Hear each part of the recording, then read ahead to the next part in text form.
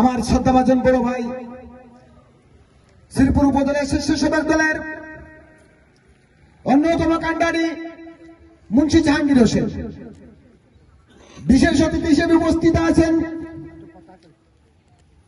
যার কথা না বললেই নয়।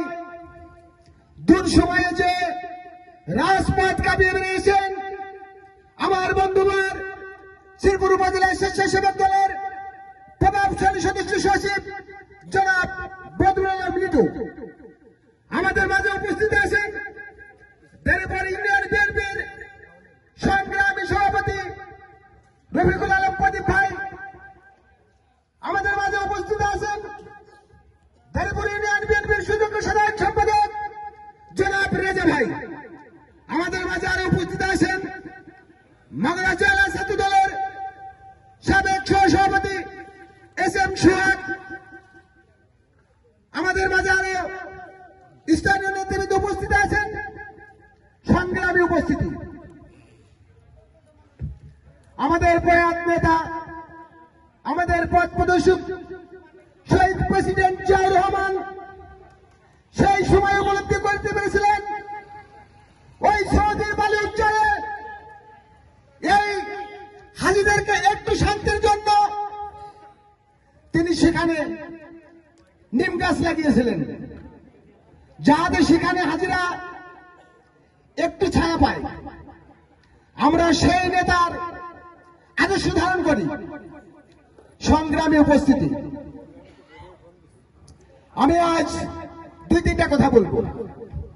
গতকালের পত্রিকায় এসেছে আইন বিচার সংস্কার নাকি বাচ্চা ছেলেদের কাজ, অর্থাৎ আমি এনসিপি কে বুঝাতে চেয়েছি।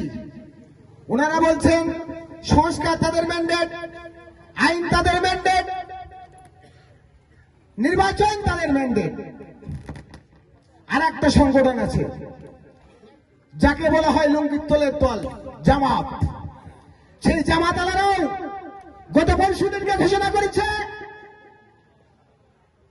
ওরা হলো আমাদের সন্তান, সন্তান হয়ে বাবার সাথে পাল্লা দেয়।